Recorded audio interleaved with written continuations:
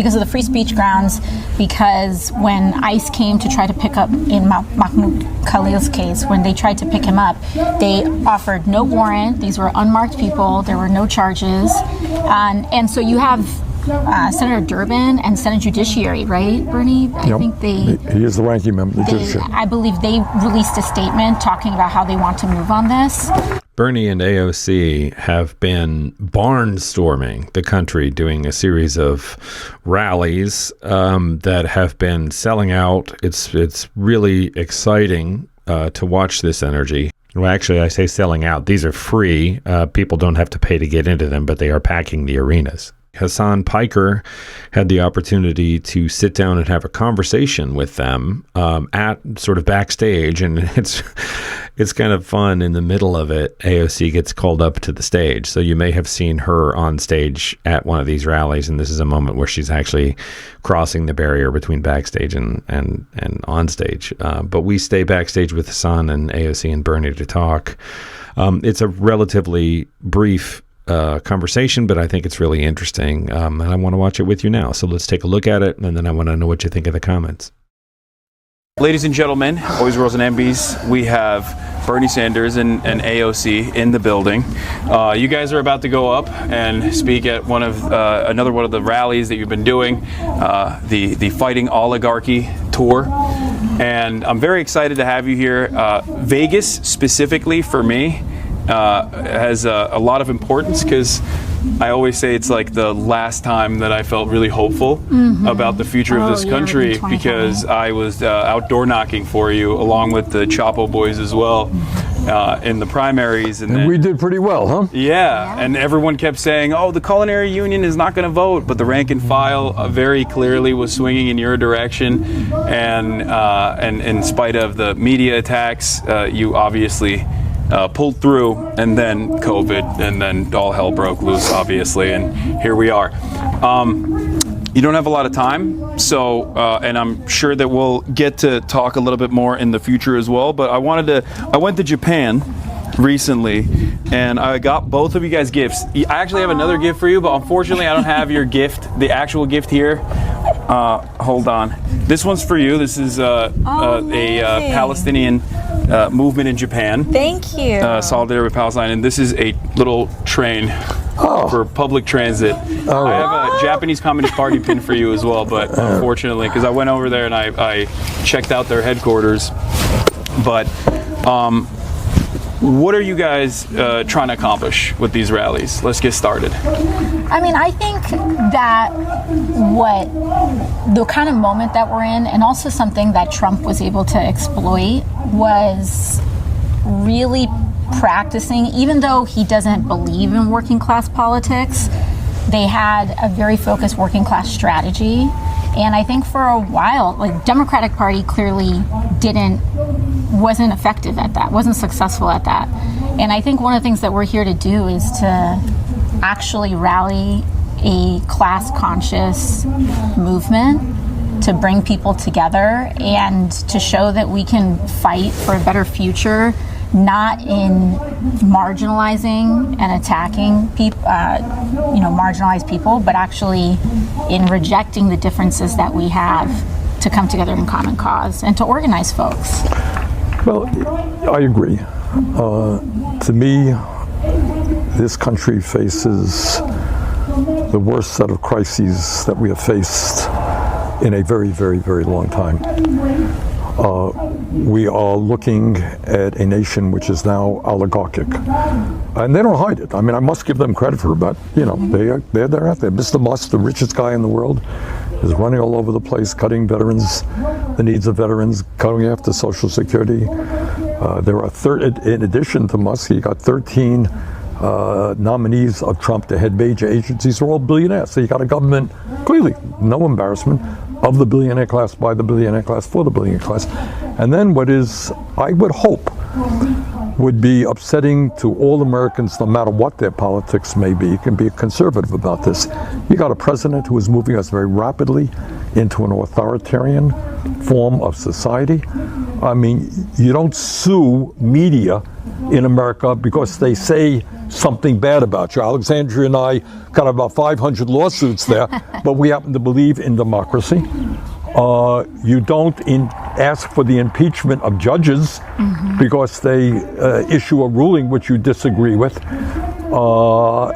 So it is, these are tough times. And what we have got to do is rally the working families of this country to stand up to oligarchy and to demand that we have an economy and a government that works for all, not just the people on top. So one way that this government, I think, the Trump administration has been able to very expertly tackle these issues is by using an entry point of pre-established marginalization. Obviously, the erosion of civil liberties is happening all around, but like in terms of attacking free speech, a fundamental principle that I think all Americans agree on. And the way that he's done this, the way that this administration has attacked free speech is by doing something that previously has only been utilized in the darkest times of American history. I don't want to break the momentum here, but I do want to underscore. I mean, I agree with Hasan Piker. This is a strategy. This is the tip of the spear. You have to start somewhere that you think people aren't going to get too ruffled about, and then you widen it from there.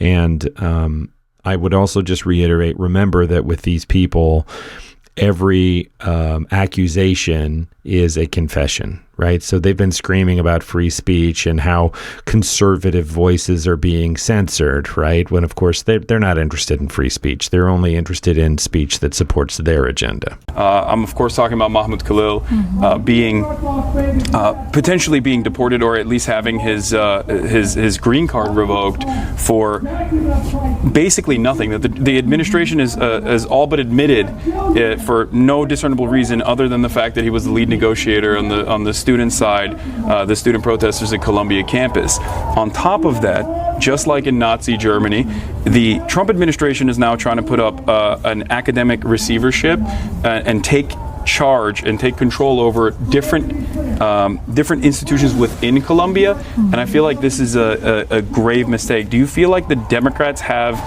any sort of interest in fighting back against this? Regardless of what their opinion might be on Israel, the fact is that this is greatly going to expand, and it's simply just the entry point. Like the Palestine conversation is simply an entry point that has at least like some semblance of institutional backing. But it's obvious to me that they're going to go after a lot of other people, including but not limited to the French researcher, according to Le Monde, that was denied entry into the country because they looked through his phone and they found out that he had criticized Trump's elimination of grants. I think there actually is support for it because of the free speech grounds on it. Because of the free speech grounds, because when ICE came to try to pick up, in Mahmoud Khalil's case, when they tried to pick him up, they offered no warrant. These were unmarked people. There were no charges. And so you have Senator Durbin and Senate Judiciary, right, Bernie? I think he is the ranking member of the Judiciary. I believe they released a statement talking about how they want to move on this. But I also think that it goes without saying that there is still profound money and interest that remains dedicated on both sides of the aisle in trying to marginalize and also conflate criticism of Israel as anti-Semitism. Right. And we have to be very aware of that too.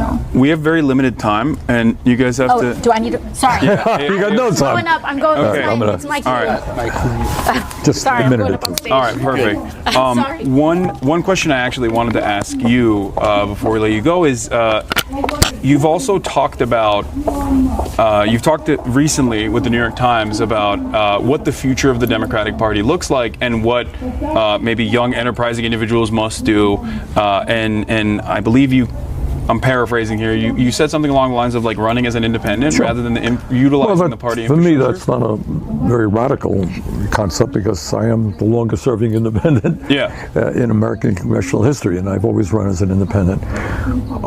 Look, I think the Democrats over the years deserve credit for the work they've done on women's rights, on gay rights, on civil rights in general, fighting bigotry.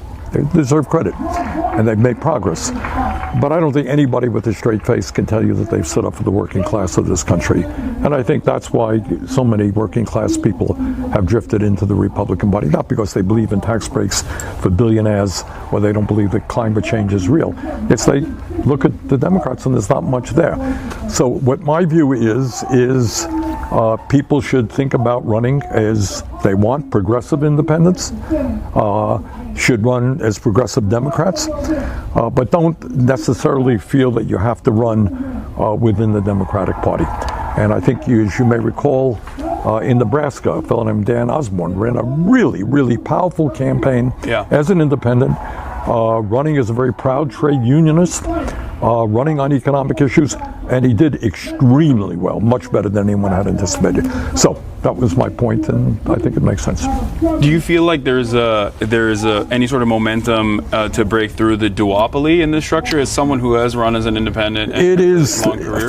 It's a long discussion. If you're asking me, do I think we could start a third party tomorrow? I don't, for a lot of reasons, having to do with restrictions in various states making it almost impossible.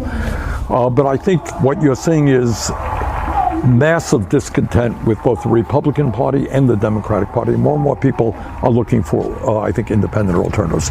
Yeah. Oh, you? Yeah. Okay. All right. Well, all right. Listen, great to see you. We'll hopefully do this again very soon. Okay. Take care. All right. We'll go over to the rally now. We got to get your mic off. Thank you so much. Perfect. Okay. We good? All right. Chatters. That was Bernie Sanders and AOC. There was obviously a lot more discussion that I wanted to get to, but unfortunately, they literally are going up right now. So yeah, I mean, I could listen to that for a lot longer. Anyway, interesting stuff. Let me know what you think in the comments.